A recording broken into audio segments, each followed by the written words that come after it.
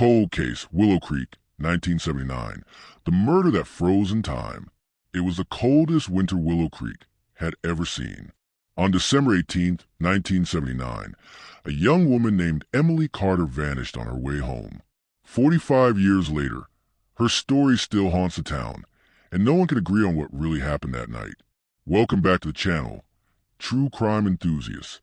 Today, we're delving into a case that has remained frozen in time, much like the very night it occurred.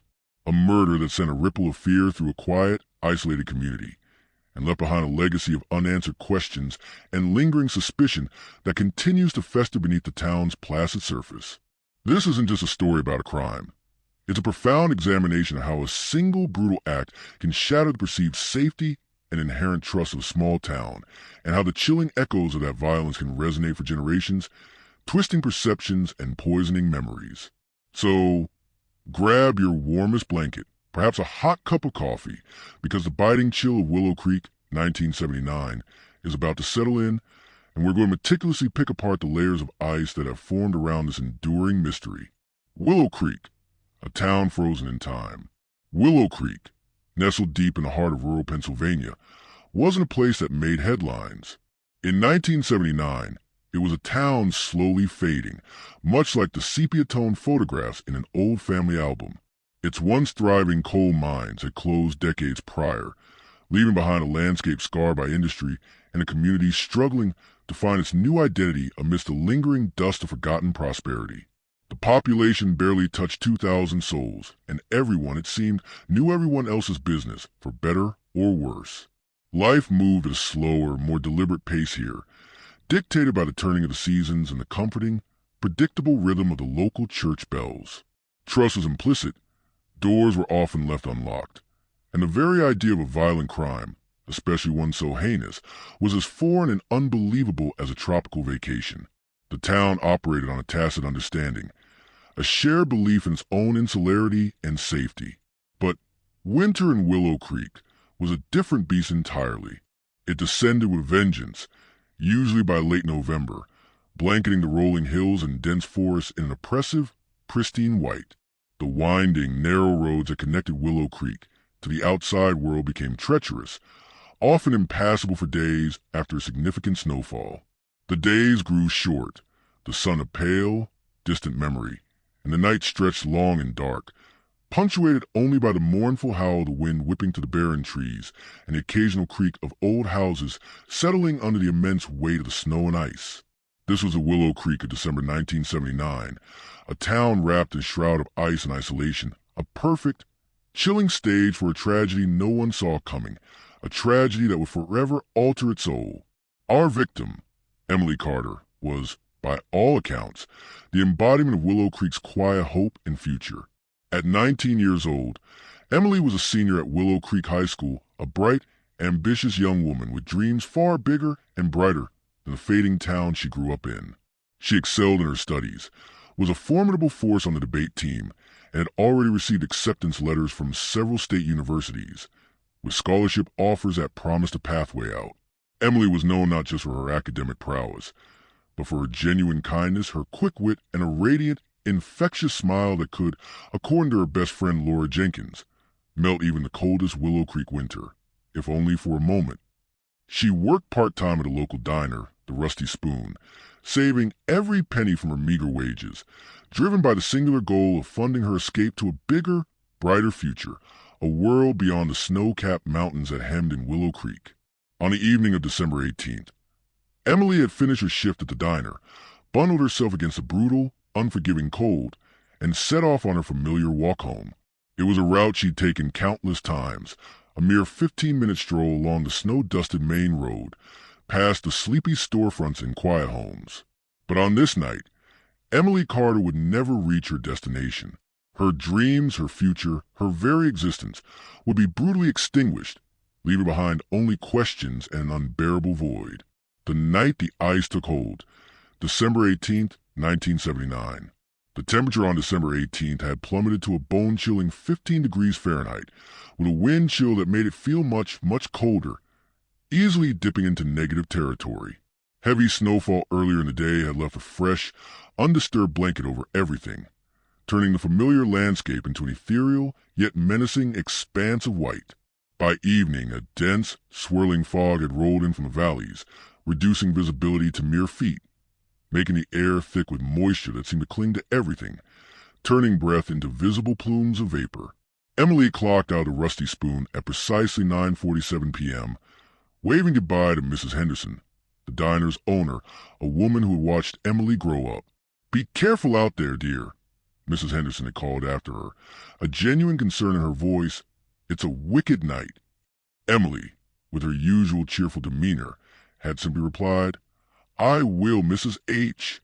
See you tomorrow." Her voice, light and optimistic, was swallowed almost immediately by the swirling fog and the biting wind. But tomorrow never came for Emily. Her parents, Robert and Susan Carter, grew increasingly worried when Emily hadn't arrived home by 10:30 p.m. This was highly uncharacteristic for their responsible daughter, who was always punctual and meticulous. Robert, a man of quiet strength and few words, whose weather hand spoke a life of hard work, bundled up in his thickest coat and drove his old Ford pickup along Emily's usual route, his headlights cutting futilely through the thick fog and falling snow. He circled the small town for an hour, his heart sinking with each passing minute, a cold dread beginning to seep into his bones that had nothing to do with the freezing temperatures. By midnight, a frantic call was placed to Sheriff Brody, the town's sole law enforcement officer, a man whose primary duties had always revolved around minor disturbances, not disappearances. The initial search was a desperate, almost futile effort, hampered by the unforgiving conditions. Sheriff Brody, along with a handful of volunteer firefighters and concerned neighbors, many of whom were Emily's teachers or friends of the family, trudged through the deepening snow, their flashlights casting weak, flickering beams into the swirling white abyss. The cold was relentless, biting at exposed skin, turning fingers and toes numb within minutes, and the wind howled like a banshee through the skeletal trees that lined the frozen creek beds. It was Emily's father, Robert, his face etched with desperate hope mixed with growing despair, who made the horrific discovery at approximately 2:15 a.m. Just off a secluded, unlit section of Miller's Lane, a narrow dirt road branching off the main street and typically avoided in winter due to its treacherous conditions. Robert spotted something. A flash of vibrant color against the stark, monochromatic white snow. It was Emily's bright red wool scarf, half buried in the drift, a stark, crimson stain on the otherwise pristine landscape. His breath caught in his throat, a primal scream threatening to escape. His blood ran cold, far colder than the winter air. Moments later, just a few yards further into a small, overgrown copse of pines that offered little shelter from the elements, they found her. Emily Carter lay partially obscured by a snowdrift, her body stiff and unnaturally still, a macabre statue carved from the ice. The sub-zero temperatures had already begun their gruesome work, freezing her slender frame solid, preserving the horror of her final moments. Her eyes, wide and unseeing, stared up at the swirling snow, reflecting the distant, indifferent stars that occasionally pierced through the cloud cover. There were clear signs of a struggle. Disturbed snow, a few broken branches snapped from the low-hanging pines, and a single, delicate silver locket, a cherished gift from her grandmother, clutched tightly in her frozen hand. Her purse, notably, was missing, suggesting a possible robbery. But the most chilling detail was a single, deep wound to her chest, a brutal, precise puncture that had pierced her thick winter coat and several layers of clothing, striking directly at her heart. There was surprisingly little blood, the intense cold having quickly congealed what little had escaped, preventing the stark crimson from staining the white snow further. The scene was horrifyingly pristine, almost sterile, the falling snow already beginning to gently cover the evidence, as it tried to erase the terrible act that had just transpired, to bury the truth beneath an endless white blanket. Willow Creek's innocence had not just been shattered, it had been utterly annihilated, frozen solid beneath a shroud of ice and fear, a nightmare made real in the heart of its tranquil winter. The Freeze, a small-town investigation. The murder of Emily Carter sent shockwaves through Willow Creek, reverberating through every household, every conversation. Sheriff Brody, a man whose entire career had consisted mostly of breaking up drunken bar fights, mediating property disputes, and chasing teenagers off the local quarry, was utterly overwhelmed. He immediately called in the state police, recognizing the gravity of the situation was far beyond his small department's capabilities. But even their arrival couldn't fully combat the immense challenges posed by the brutal weather and the tragically limited forensic technology of 1979. The crime scene was a nightmare, plain and simple. Detective Sergeant Miller, one of the lead state investigators, stated in a local newspaper interview days later, his voice heavy with the frustration of the situation. The cold made everything difficult. Any trace evidence, fibers, hair, skin cells, was either frozen solid, buried by fresh snow, or simply too degraded to collect effectively using the methods we had available at the time. We managed to get some footprints, yes, but the constant snowfall had softened the impressions, making them incredibly hard to definitively cast. We knew we were looking for a male boot size with a specific tread pattern, but that's about as precise as we could get. The elements were working against us from the very first moment. The initial autopsy, performed in a makeshift morgue set up in the town's small clinic, confirmed the cause of death, a single, deep stab wound to the heart, inflicted by a narrow, sharp object. The medical examiner noted the precise nature of the wound, suggesting a deliberate, forceful thrust rather than a wild, panicked attack. The surprising lack of defensive wounds on Emily's hands and arms suggested she was either taken completely by surprise or quickly overpowered, leaving her little chance to fight back effectively. The medical examiner also noted minor abrasions on her face and hands, consistent with a brief struggle and signs of blunt force trauma to the back of her head, indicating she might have been struck from behind or knocked unconscious before the fatal blow was delivered. The time of death was estimated precisely between 10 p.m. and 10:30 p.m., narrowing the window of opportunity for the killer. The missing purse initially suggested robbery as a primary motive, a common enough crime even in small towns. However, the sheer brutality and personal nature of the attack, the single, precise stab to the heart, felt far more intimate, more vengeful than a simple mugging. The town, once a bastion of implicit trust, quickly became a hotbed of suspicion. Every glance held a new meaning, every whispered conversation a potential accusation. Everyone was a suspect, or at least everyone looked at their neighbors, their friends, even their own family members, with a new, unsettling wariness.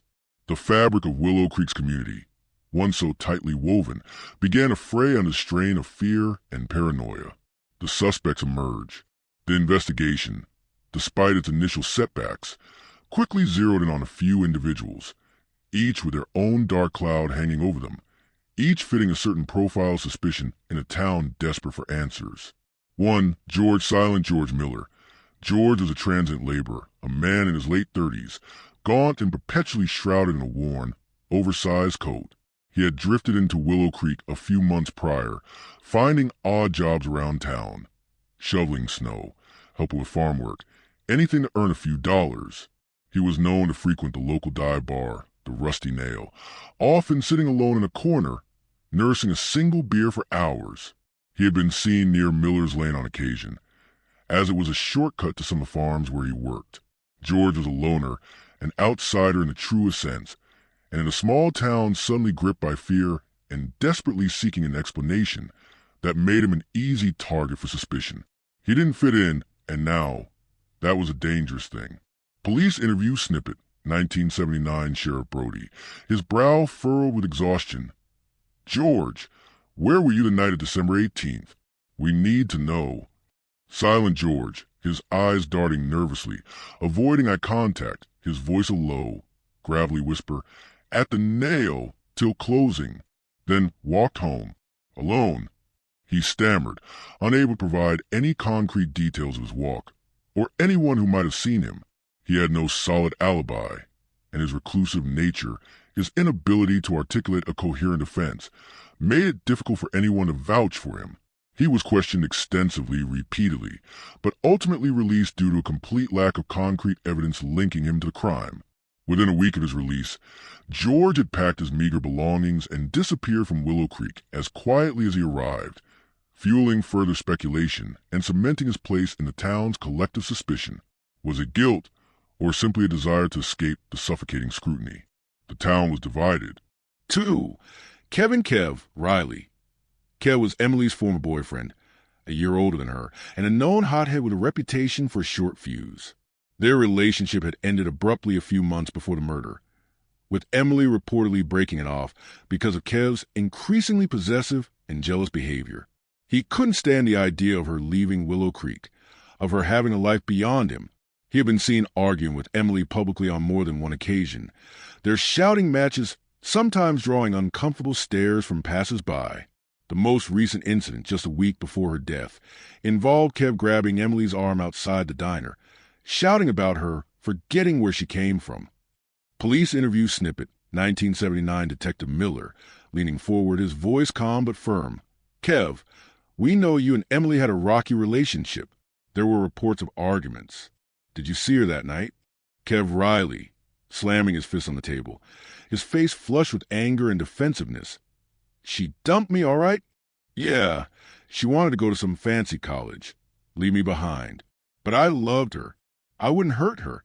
I was home, watching TV with my old man. He can vouch for me. Ask him. His father, a stern, quiet man who rarely spoke ill of anyone, did indeed provide an alibi, stating unequivocally that Kev was home all night, watching a basketball game with him.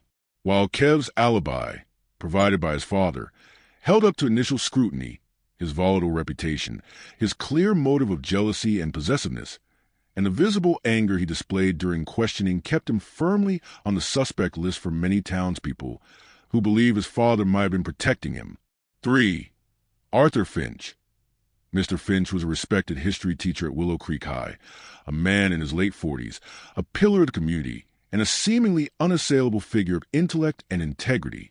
He was known for his dedication to his students, Emily among them, and his meticulous, almost obsessive attention to detail in his teaching. He had a reputation for being a mentor to many of the brightest students, often holding extra study sessions after school. However, whispers had started to circulate in the weeks leading up to the murder. Emily had reportedly been spending an unusual amount of extra time after school with Mr. Finch, ostensibly for debate club practice and college essay guidance. But some students had noticed an unusual, almost unsettling intensity in his gaze when he looked at her, a possessiveness that seemed to transcend a teacher-student relationship. Police interview snippet, 1979 Sheriff Brody, feeling out his depth with the eloquent teacher. Mr. Finch, we understand Emily was a star student of yours, and you spent a good deal of time with her. Did you see her on the 18th? Arthur Finch, composed and articulate, his voice calm and measured. Yes, Sheriff. Emily was an extraordinary young woman, a truly exceptional mind. I saw her briefly in the hallway before I left school around 5 p.m. We discussed her college applications. As for the evening, I was home alone, preparing lessons for the upcoming week, correcting papers. A tragic loss, truly. My deepest sympathies to the Carter family. She had such a promising future.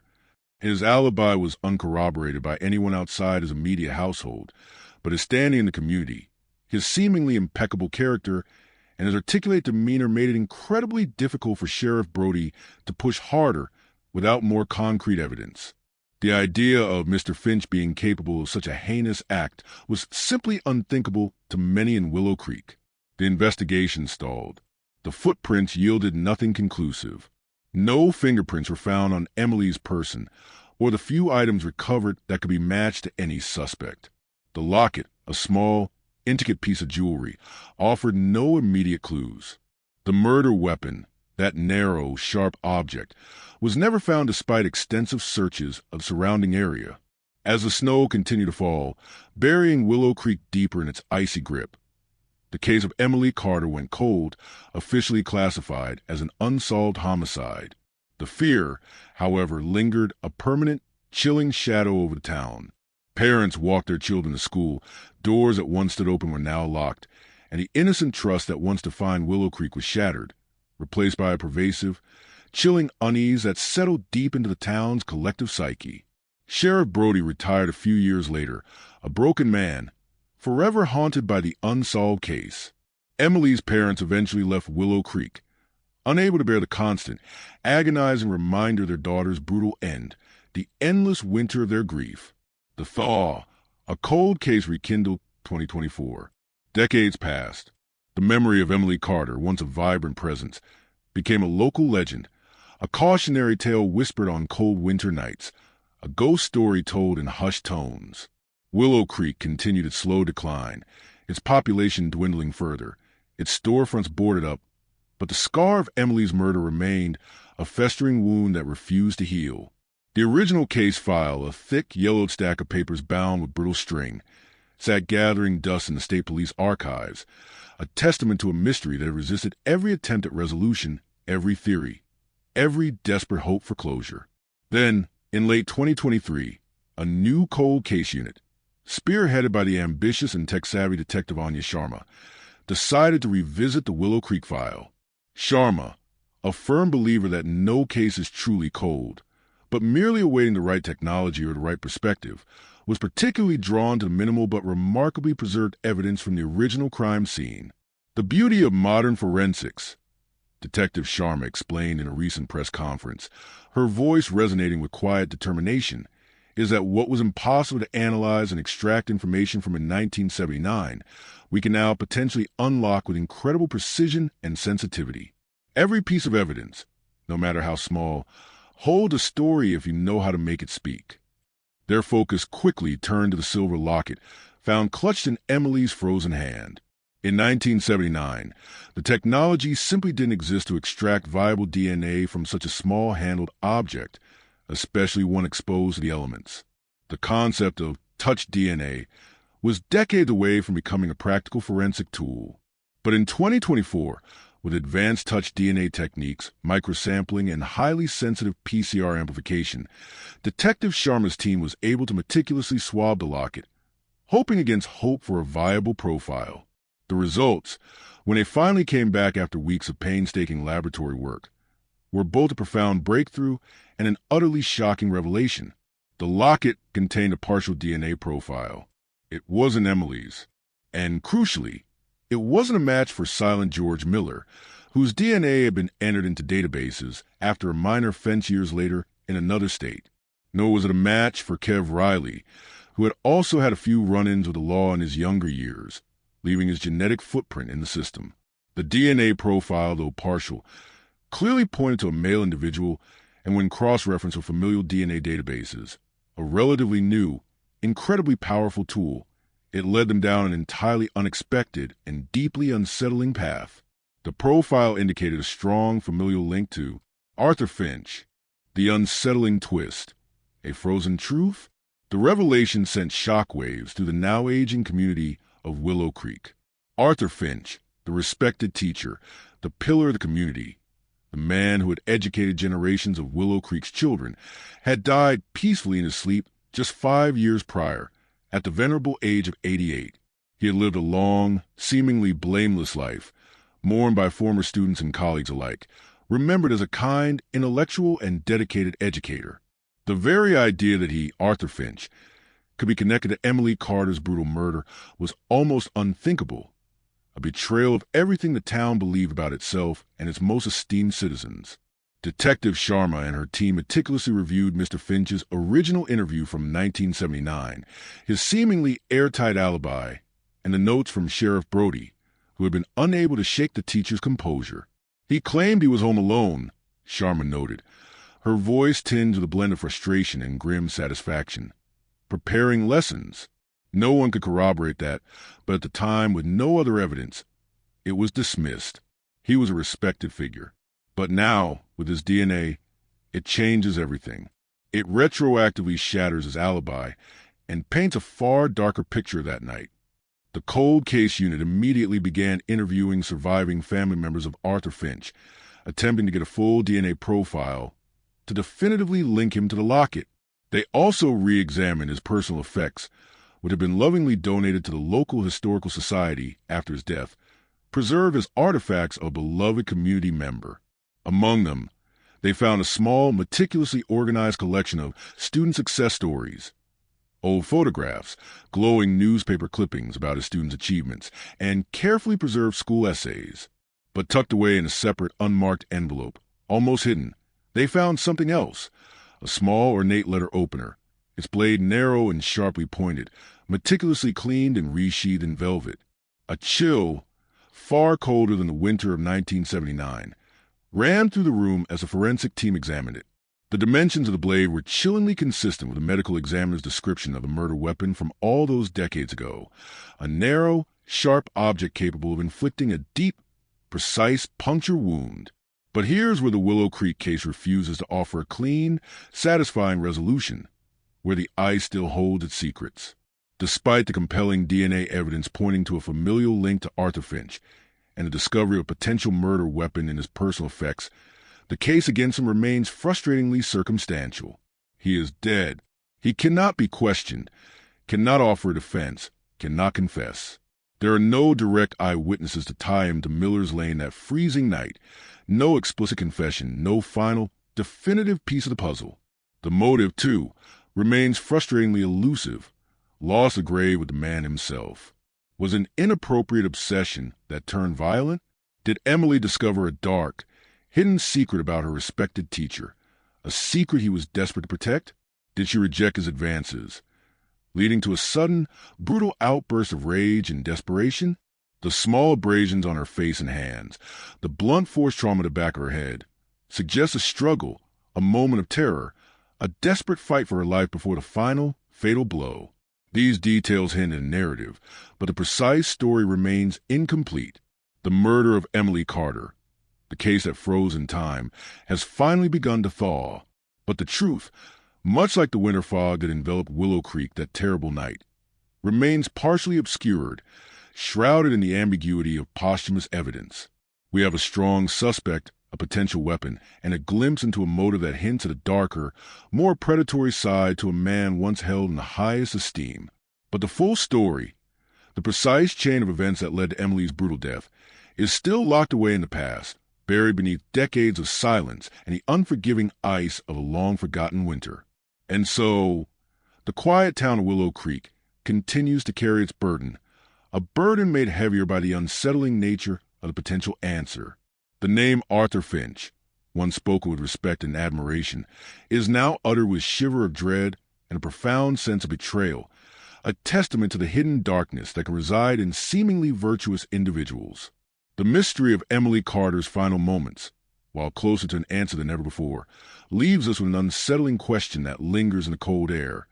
How many other secrets lie buried, frozen beneath the surface of seemingly peaceful towns, waiting for a thaw that may never fully come? Thank you for joining me on this chilling journey into the past. Until next time, stay safe and keep questioning everything.